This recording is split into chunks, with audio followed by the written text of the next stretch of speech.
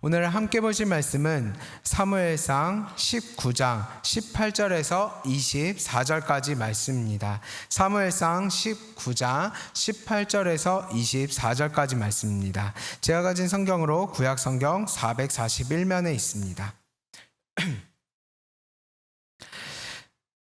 제가 봉독합니다. 다윗이 도피하여 라마로 가서 사무엘에게로 나아가서 사울이 자기에게 행한 일을 다 전하였고 다윗과 사무엘이 나요스로 가서 살았더라. 어떤 사람이 사울에게 전하여 이르되 다윗이 라마 나요스에 있더이다 하매 사울이 다윗을 잡으러 전령들을 보냈더니 그들이 선지자 무리가 예언하는 것과 사무엘이 그들의 수령으로 선 것을 볼 때에 하나님의 영이 사울의 전령들에게 임하매 그들도 예언을 한지라. 어떤 사람이 그것을 사울에게 알림해 사울이 다른 전령들을 보냈더니 그들도 예언을 했으므로 사울이 세 번째 다시 전령들을 보냈더니 그들도 예언을 한지라. 이에 사울도 라마로 가서 세구에 있는 큰 우물에 도착하여 물어 이르되 사무엘과 다윗이 어디 있느냐. 어떤 사람이 이르되 라마나요스에 있나이다. 사울이 라마나요스로 가니라. 하나님의 영이 그에게도 임하시니 그가 라마나요스에 이르기까지 걸어가며 예언을 하였으며 그가 또 그의 옷을 벗고 사무엘 앞에서 예언을 하며 하루 밤낮을 벗은 몸으로 누웠더라. 그러므로 속담에 이르기를 사울도 선지자 중에 있느냐 하니라. 아멘. 이제 서민주 전사님 나오셔서 라마나요스의 은혜라는 제목으로 말씀 전해주십니다. 네, 성도님들 반갑습니다. 네, 제가 지난주에 지지난주죠? 사랑합니다 라고만 인사를 드렸더니 한 선생님께서 왜 사랑합니다만 하냐고 그렇게 말씀하셔가지고 오늘은 제가 준비해 온 게 있습니다. 오늘은 이렇게 한번 인사해 보겠습니다. 감사합니다, 사랑합니다, 축복합니다. 이렇게 한번 인사해 보겠습니다. 감사합니다, 사랑합니다, 축복합니다. 감사합니다, 사랑합니다, 축복합니다. 네, 저희의 삶 속에 감사와 사랑과 축복이 넘치기를 이 시간 함께 예배드리며 나아갔으면 좋겠습니다. 네, 저희가 일주일을 살아오면서 거친 세상 속에서 살아가다 보면은 어떻게 보면은 저희가 많이 지칠 수도 있고 힘든 마음을 안고 이 자리에 나아올 수도 있습니다. 하지만 하나님께서 우리의 모든 마음을 만져주시고 이 시간 가운데 온전히 회복시켜 주시는 시간이 되기를 간절히 소망합니다. 성도 여러분, 혹시 한 가지 질문을 드려보겠습니다. 성도 여러분께서는 여러분들의 삶을 살아오시다가 본의 아니게 큰 오해나 비판을 받아보신 적이 있으신가요? 나는 정말 잘해보려 했는데 공동체를 위해서, 회사나 가정을 위해서 정말 열심히 노력하고 선한 의도를 가지고 행한 일인데 오히려 비판이 들어온다거나 안 좋은 시선으로 바라보는 일 등의 일을 말입니다. 인간 관계 속에서 신뢰가 깨어지고 나의 진심이 왜곡될 만큼 우리 영혼이 깊이 낙심될 때가 없는 듯 합니다. 이해를 돕기 위해서 짧은 옛날 이야기를 하나 들려드리겠습니다. 한 10년 정도 전에요, 작은 회사에 열정적이고 능력이 있는 신입 팀장이 부임을 했습니다. 승진을 한 거죠. 그는 침체된 팀을 살리고 무엇보다 과도한 업무에 시달리는 팀원들의 복지를 개선하고자 순수한 선의를 가지고 일을 시작했어요. 그래서 회사 사장님을 찾아가서 끊임없이 설득하고 최종적으로 결제를 받아내어서 대대적으로 업무 시스템을 단행하였습니다. 팀원들이 조금이라도 더 편하게 그리고 정당한 평가를 받을 수 있도록 하기 위함이었죠. 근데 오랫동안 기존 방식에 젖어 있었던 고참 직원들은 이것을 안 좋게 긍정적으로 보지 않은 것입니다. 그들은 신임 팀장의 개혁을 자신들을 무능하게 여겨서 몰아내려고 하는 수단으로 생각하였고 신임 팀장 혼자서 독단적으로 성과를 내어서 승진하려는 이기적인 성과주의로 오해하기 시작했습니다. 팀원들의 복지를 위해서 밤을 새우면서 기획안을 썼던 팀장은 순식간에 회사의 평화를 깨트리는 정치적인 인물로 낙인 찍혔고 회사를 자신의 손아귀에 넣으려고 하는 위험한 인물로 악의적인 소문이 돌면서 철저하게 왕따를 당하게 되었습니다.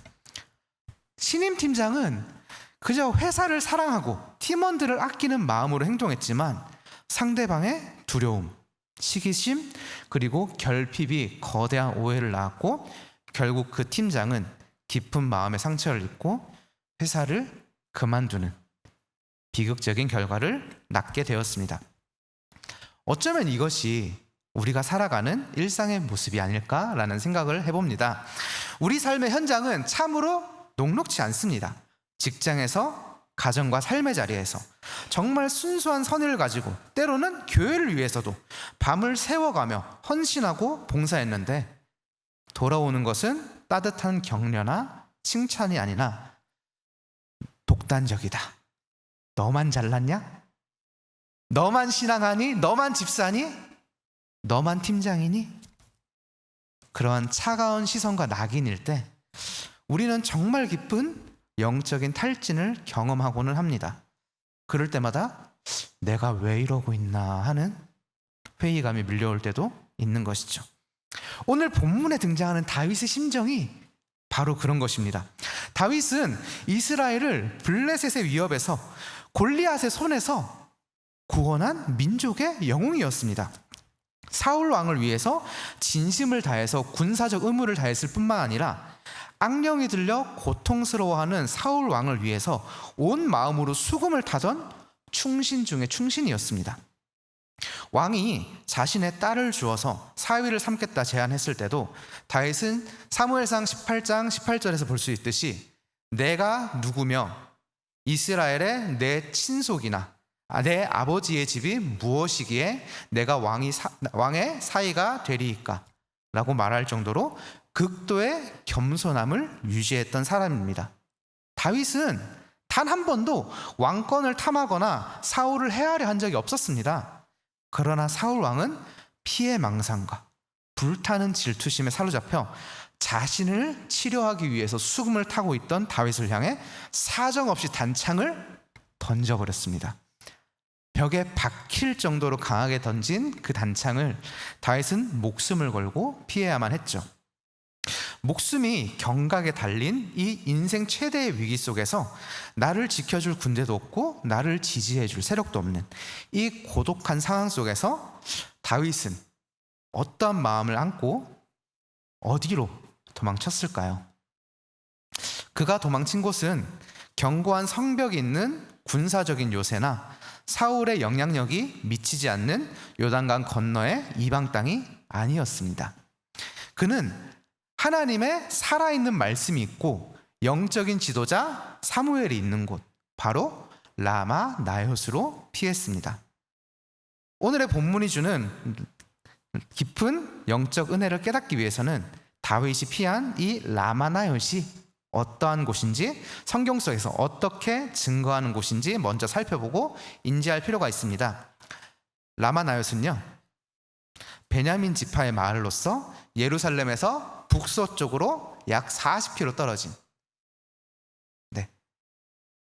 잘 안 보이는데 맨 아래쪽이 베들레헴이고 위쪽이 기브와 라마라고 되어 있죠. 예루살렘에서 북서쪽으로 약 40km 정도 떨어진 곳에 위치한 사무엘의 아버지 엘가나의 고향입니다. 지리학적 의미로 쌍봉, 높은 곳이라는 것을 의미하고 히브리어 문자 그대로는 두 높이라는 것을 뜻한다고 합니다. 그러니까 지형적으로 높은 곳에 위치해서 사방을 내려다볼 수 있는 곳이었습니다. 성경의 기록을 추적해 보면요, 이곳의 역사적인 중요성이 매우 깊다는 것을 알 수 있는데요. 사무엘상 1장 1절은 에브라임 산지 라마다임 소빔에 에브라임 사람 엘가나라 하는 사람이 있었으니 라면서 사무엘의 가정의 이야기가 시작되는 배경으로 이곳을 선포합니다. 그리고 19절에서 엘가나와 한나가 기도를 마치고 라마의 자기 집으로 돌아가니라 라고 기록하며 그 고향 땅에서 마침내 그 기도의 응답으로 위대한 선지자 사무엘이 출생하게 됩니다. 이후 사무엘상 2장에서도 엘가나가 라마의 자기 집으로 돌아가고 어린 사무엘은 실로의 제사장 엘리 앞에서 여호와를 섬겼다라고 전하면서 라마가 사무엘의 근원지임을 명확하게 하고 있죠. 또한 이곳은 사무엘의 출생지일 뿐만 아니라 그의 평생 사역의 중심지이자 영적 권위의 자리였습니다. 사무엘상 7장을 보면요, 사무엘이 매년 베델과 길갈과 미스바로 순회하며 이스라엘을 다스린 후 라마로 돌아왔으니 이는 거기에 자기 집이 있음이라. 거기서 이스라엘을 다스렸으며 또 거기서 여호와를 위하여 제단을 쌓았더라. 지금 띄워드린 지도가 이제 사무엘이 어떻게 순회를 하였는가 하는 지도입니다. 맨 아래쪽에 라마가 있죠. 라마에서 시작해서 위쪽으로 베델, 길갈, 미스바, 그리고 다시 라마로 돌아옵니다. 즉 사무엘은 행정적인 쉼터가 아니라 여호와를 위한 제단을 쌓고 온 이스라엘을 영성을 이끄는 본거지로 라마를 삼았던 것입니다. 그렇게 이어지는 사무엘상 8장에서도 이스라엘의 모든 장로가 국가적인 대전환기, 왕을 요구하는 중대한 문제를 의논하기 위해서도 라마로 있는 사무엘에게 찾아오게 된 것입니다. 즉 이스라엘의 영적 통치와 신정 정치의 핵심이 바로 오늘 등장하는 라마에 있었습니다. 그리고 영광스러운 사역을 마친 사무엘이 죽어서 온 이스라엘의 애곡 속에서 장사된 곳도 바로 그의 고향 라마였죠. 그러면 라마 나요트인데 계속 제가 라마만 얘기했어요. 그럼 나요트는 뭔데요? 나요트는요, 그냥 히브리어로 기숙사, 거처, 처소 이것을 의미하는 것입니다. 즉 라마 나요트이라는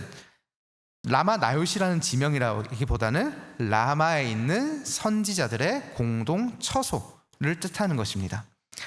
사무엘 선지자가 고향 라마에서 은퇴한 후에 영적으로 타락하고 어두워진 이스라엘을 위해서 그들을 변화시키기 위해서 젊은 선지자 생도들을 모아놓고 오직 하나님의 말씀을 가르치고 밤낮으로 여호와를 찬양하고 기도의 불을 지피던 영적 학문과 예배의 공동체가 바로 이 라마 나요트였습니다. 다윗은 인생 가장 최대의 위기가 닥쳤을 때 세상에 있는 군대 요새로 피한 것이 아니라 오직 예배와 말씀, 기도의 불꽃이 타오르는 영적 권위의 땅 라마 나요트로 달려간 것입니다. 그렇다면 오늘이 라마 나요트 사건을 통해서 오늘날 거친 세상을 살아가는 성도님들께, 복음의 정체성을 지키며 살아가는 참사랑교회 성도님들께 하나님이 주시는 은혜의 메시지는 무엇일까요? 첫 번째 메시지는 위기의 순간에 영적 요새를 선택하는 신앙의 행동이 있어야 합니다. 사울의 칼날과 질투로 인해서 다윗이 인생의 기나긴 방랑과 고난을 시작했을 때 다윗은 망설임 없이 사무엘에 있는 라마 나요트로 피했습니다. 성도 여러분, 이 다윗의 발걸음은요, 결코 나약한 도망자의 도피가 아닙니다. 이것은 철저하게 계산된 인간적인 계산의 결과가 아니라요, 경건한 영적인 지도자 찾아가서 하나님의 보호하심과 주권적인 지도를 구하는 고도의 신앙적인 결단이자 행동이었던 것입니다. 다윗의 눈앞에 있는 사울 왕은 온 나라의 군대와 권력을 쥐고 있는 절대 권력자였습니다.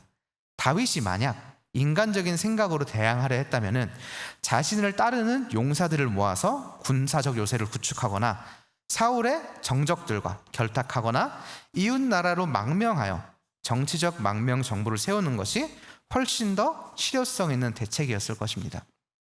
그러나 다윗은 군사적 방어막이 없는 그저 선지자들이 모여서 찬양하고 기도하는 무방비 상태의 라마 나요트를 선택했습니다. 그 이유는 바로 다윗은 자신의 생명이 사람의 손에 달린 것이 아니라 오직 여호와 하나님의 손에 달려 있음을 믿었던 것입니다.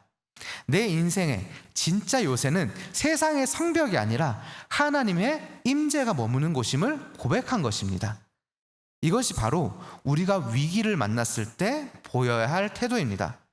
전도 현장에서 아니면 세상 속에서 복음을 전하고 그리스도인의 삶을 살아가려 할 때 우리의 마음속에 수많은 두려움과 불안함이 엄습합니다. 세상이 나를 싫어하면 어떡할까? 나를 미워하고 핍박하면 어떡할까? 내 진심을 오해하고 사회적으로 고립시키면 어떡할까? 그러한 염려가 끊임없이 찾아올 때가 많습니다. 그때 우리의 죄악된 본성은 세상의 방법으로 복수하라고 속삭입니다. 똑같이 험담하고 똑같이 세상의 권력과 힘을 모아서 상대를 제압해버리라고 부추깁니다. 그러나 우리는 달라야 합니다. 위기의 순간일수록 마음이 무너지고 억울함이 골수에 사무칠수록 우리의 영원한 피난처이신 하나님의 품으로 달려가야 합니다. 은혜의 보좌 앞으로, 예배의 자리로, 기도의 무릎으로 나아가는 영적인 결단이 있어야 할 것입니다. 세상의 문제를 해결하기 위해 사람을 만나고 사방으로 뛰어다니기 전에 하나님의 임재가 가득한 라마 나요스로 돌아가서 하나님과의 꺾어진 관계성을 바로 세우는 것, 오직 주님만을 전적으로 의지하는 신앙적 태도를 회복하는 것만이 세상의 위기를 돌파하는 유일하고 영원한 길을 믿으시기를 바랍니다.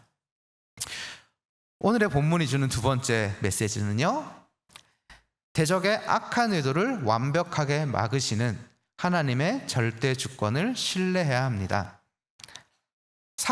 오늘의 본문에서 사울 왕은 다윗이 라마 나요스에서 사무엘과 함께 머물고 있다는 소식을 듣게 됩니다. 사울은 즉시 전령들을 보내서 다윗을 체포하라고 명령합니다. 라마 나요스에 들이닥친 전령들의 마음은 얼른 다윗을 체포해서 사울 왕 앞에 대령하겠다는 충심이 가득했겠죠. 그런데 그 전령들이 라마 나요스에 도착하는 순간 놀라운 대반전의 역사가 일어납니다. 다윗을 잡으러 온 전령들이 선지자 무리가 사무엘의 지도 아래서 일사불란하게 찬양하고 예배드리는 성령 충만한 모습을 목도하는 그 찰나에 하나님의 영이 그들에게 강력하게 임하신 것입니다. 다윗을 결박하려던 자들이 거부할 수 없는 영적인 분위기와 성령의 권능에 완벽하게 압도되었습니다. 그들은 자신들도 모르게 하나님을 찬양하고 예언하기 시작했습니다. 살기 등등했던 전령들이 순식간에 하나님의 예배자로 변환되어 버린 것입니다. 사울 왕이 이 소식을 듣고 분노했죠. 그래서 두 번째 전령도 보내고 세 번째 전령도 보냈지만 결과는 한치의 오차도 없이 동일했습니다. 라마 나요스에 흐르는 하나님의 영역 주권에 들어오는 자마다 모두 하나님을 예언했던 것입니다. 결국 분노가 머리 끝까지 치민 사울 왕은 직접 라마 나요스로 달려왔습니다. 고대 금동지방에서는 왕이 직접 움직일 때는 왕의 권위와 군사력이 함께 동반되는 것이 일반적이었습니다. 이를 반영한다면 사울 왕이 라마 나요스로 올 때는 단순히 사울 왕 개인의 방문이 아니라 왕의 권력과 군사력을 배경으로 한 위협적인 행동으로 내가 직접 가서 저 다윗의 목을 치고 사무엘이고 선지자 생도들이고 다 쓸어버릴 거야 라는 악한 의도로 보이기도 합니다. 그러나 하나님의 절대 주권은 일국의 왕이 가진 무소불위의 권력과 군사력마저도 철저하게 무력화시키십니다.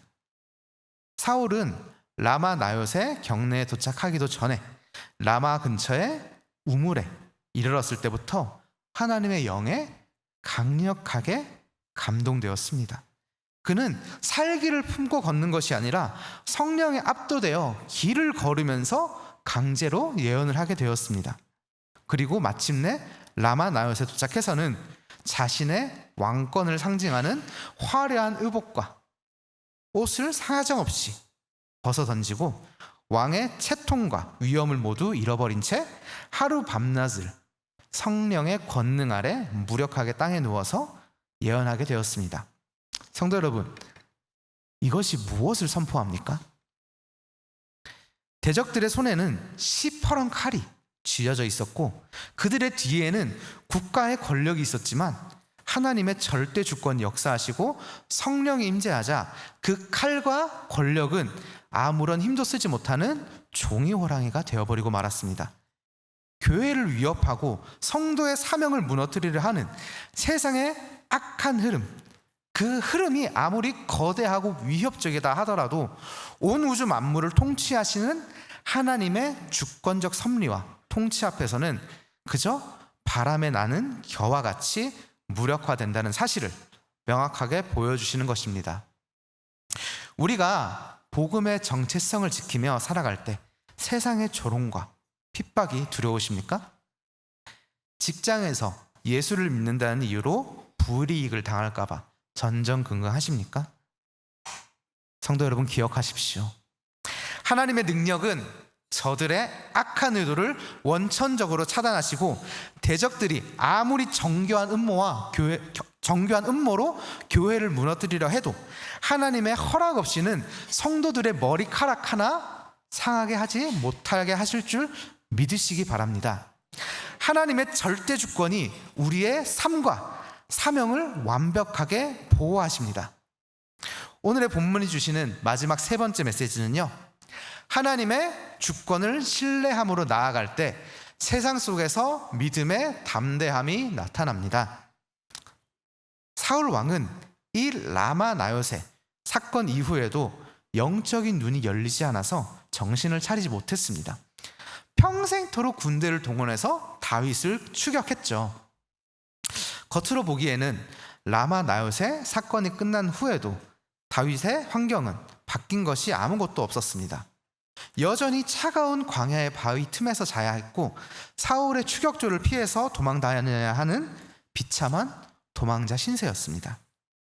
그러나 이 라마 나요세에서 대적을 무력화시키는 하나님의 완벽한 보호하심과 무소불위의 절대 주권을 온몸으로 경험하고 눈으로 목도한 다윗의 심령은 이전과 달라졌습니다. 다윗의 마음속에는요, 세상이 줄 수 없는 영적 담대함과 확신이 확실하게 자리 잡은 것입니다. 이러한 영적 담대함은 구약의 다윗에게만 머물지 않고요, 하나님의 주권과 성령의 능력을 경험한 모든 성경의 인물들에게 동일하게 나타나는 성령 충만의 가장 확실한 열매입니다. 사도행전 4장을 보면요, 사도 베드로와 요한이 나면서부터 걷지 못하게 된 이를 나사렛 예수의 이름으로 고쳐준 후에 종교 지도자들에게 체포되어서 삼엄한 신문을 받는 장면이 나옵니다. 예수를 십자가에 못 박았던 자들이 서슬퍼런 칼날을 채우고 너희가 무슨 권세와 누구의 이름으로 이 일을 행하였느냐 하고 위협할 때 그들은 두려워서 떨지 않았습니다. 도리어 성령이 충만하여 대적들의 항복판에서 사도행전 4장 너희가 십자가에 못 박고 하나님이 죽은 자 가운데서 살리신 나사렛 예수의 이름으로 이 사람이 건강하게 되어 너희 앞에 섰느니라 라고 하며 담대하게 복음을 선포했습니다. 더욱 주목할 점은요, 제자들이 풀려난 후에 공동체로 돌아와서 체포와 핍박의 위협 속에서도 하나님께 부르짖어 기도할 때의 태도입니다. 그들은 하나님 무서워요, 다음부터는 체포되지 않게 안전하게 숨겨주시고 고난을 피해가게 해주세요 라고 기도하지 않았습니다. 그들은 사방의 위협 속에서 안전을 구한 것이 아니라 주여 이제도 그들의 위협함을 굽어모읍시고 또 종들로 하여금 담대히 하나님의 말씀을 전하게 하여 주시오며 표적과 기사가 거룩한 종 예수의 이름으로 이루어지게 하옵소서 라고 기도했습니다. 위기를 모면하게 해달라는 기도가 아니라 사명을 감당할 수 있는 담대함을 허락해달라고 기도의 골방인 그들의 라마 나엿을 세운 것이었고 담대함을 얻어서 세상 가운데로 복음을 전하러 나간 것입니다. 성도 여러분, 이 담대함은요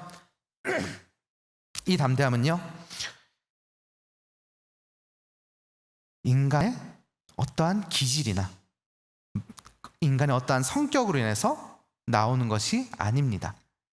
사도행전 1장 8절에 오직 성령이 너희에게 임하시면 너희가 권능을 받고 라는 약속처럼 성령으로부터 주어지는 초자연적인 용기인 것입니다. 그리고 이 담대함은 오직 예수님과의 인격적인 교제를 통해 생겨납니다.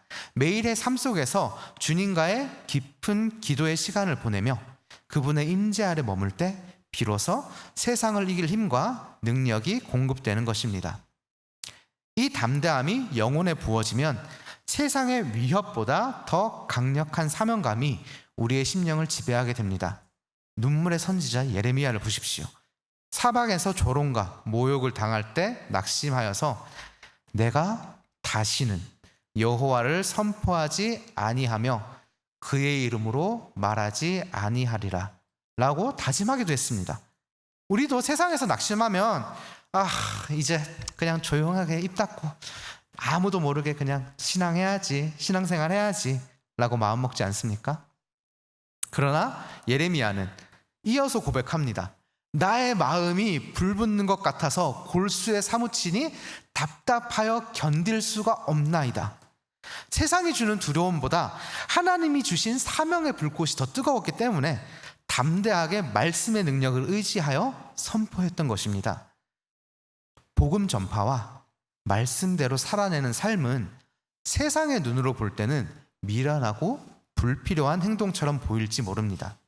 그러나 이것은 대적, 어둠의 권세를 파하고 사단의 결박에 묶여있는 영혼들에게 빛을 주기 위해 하나님께서 정하신 가장 필수적이고 유일한 구원의 수단입니다. 우리가 내 능력을 의지하면 낙심하지만 내 뒤에 계신, 나와 함께 계신 하나님으로부터 선포되는 말씀의 절대적인 능력을 신뢰할 때 우리는 비로소 상황을 압도하는 담대함을 가지게 되는 것입니다. 이 담대함을 얻은 다윗을 보십시오. 사울에게 쫓기는 그 엄혹한 와중에도 자기 한 목숨 건사하기 힘든 처지였음에도 불구하고 블레셋에게 고통받는 그일라 주민들을 구원해냈습니다. 진짜 왕인 사울은 시기에 눈이 멀어서 자기 백성을 버려두고 다윗을 추격했지만 하나님의 주권을 신뢰함으로 담대함을 얻은 다윗은 도망자의 신분으로도 왕보다 더 왕다운 담대함으로 백성들을 구원하고 아말렉을 격퇴하였습니다.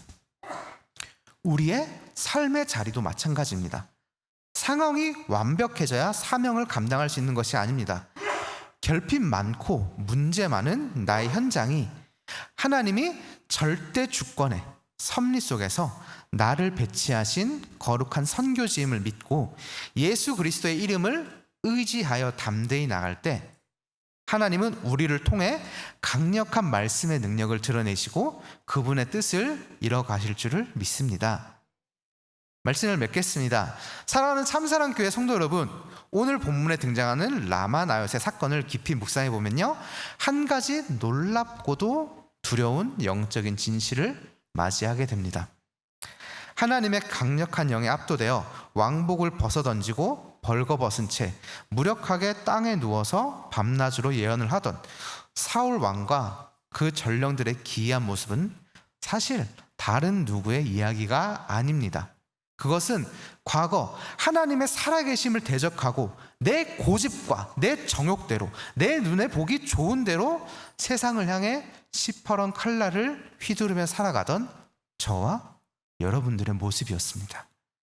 우리 역시 하나님 앞에서는 아무런 공로도 없고 내세울 사람도 없는 전적으로 부패하고 타락하여 사울처럼 멸망의 길로 달려가던 대적자들이었습니다.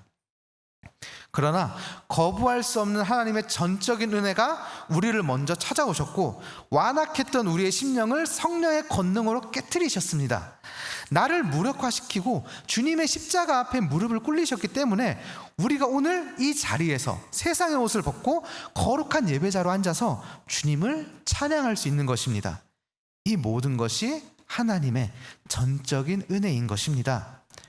그렇다면 이 위대한 주권과 전적인 은혜를 경험한 우리가 이제 삶의 자리에서 결단하며 어떻게 나아가야 할까요? 가장 먼저 우리는 매일의 삶의 자리에서 세상의 수단을 내려놓고 주님의 품인 라마 나옅으로 도망쳐야 합니다. 세상을 살아가다 보면 억울한 일, 나를 향한 공격과 오해를 필연적으로 만납니다. 그때 내 힘으로 변명하려 뛰어다니거나 사람들을 모아서 내 정당성을 입증하려 하지 마십시오. 먼저 하나님의 임재가 있는 기도의 자리, 말씀의 골방 라마 나요스로 도망치십시오. 한 집사님의 간증을 들려드리겠습니다. 직장에서 상사의 독단적인 업무 지시와 질투로 인해서 자신이 하지도 않았던 실수의 책임을 혼자서 뒤집어 쓰고 회사 내에서 큰 오해와 비판을 받게 되었습니다. 밤을 새워서 회사를 위해서 기획했던 성과마저 다른 사람의 공으로 돌아가 버렸습니다. 가슴이 터질 것 같고 배신감에 잠을 잘 수 없었다고 해요. 당장이라도 사표를 던지고 회사에 상사의 비리를 폭로해버리고 대대적으로 싸우고 싶었던 인간적인 본능이 치밀어 올랐다고 합니다.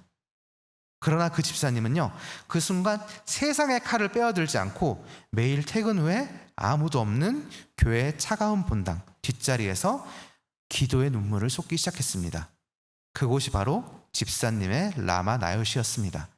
하나님, 저는 억울합니다. 그러나 저의 진심을 주님이 아십니다.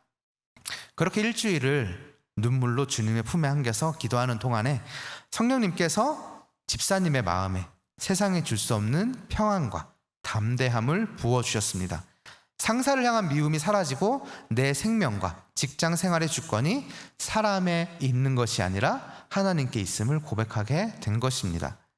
놀랍게도 그 집사님이 기도의 골방에서 온전히 주님을 신뢰하며 담대하게 묵묵히 자리를 지키니 얼마 지나지 않아 회사 감사의 과정을 통해서 상사의 부정과 오해가 명백하게 밝혀지게 되었고, 집사님의 억울함은 본인이 한마디 말도 하지 않았는데 완벽하게 해소가 되었다고 합니다.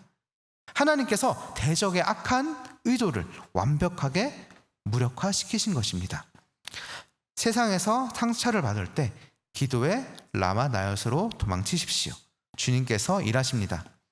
다음으로 우리는 내가 서 있는 가정과 일터, 삶의 현장을 거룩한 라마 나요스로 변화시켜야 합니다. 우리가 서 있는 그곳에서 다윗처럼 오직 하나님을 의지하는 태도를 가지고 보이지 않는 하나님을 내 앞에 모시는 코람데오의 삶의 예배를 온전히 드릴 때 우리의 삶에서 거룩한 그리스도의 향기와 복음의 능력이 흘러가기 시작할 것입니다. 그렇다면 내 삶을 라마 나요스로 변화시키기 위해서 가장 먼저 나의 일터와 가정에 영적인 경계선을 긋는 기도로 하루를 시작하십시오. 매일 아침 출근길에 아니면은 회사 사무실 책상에 앉아서 모니터를 켜기 전에, 학생분들이라면은 학교에 가서 책상에 앉아서 단 1분이라도 무릎을 꿇거나 손을 모으고 선포하는 기도를 드리십시오. 하나님, 오늘 제가 일하는 공간에서 하나님이 통치하시는 거룩한 라마 나요시 임하게 하여 주십시오.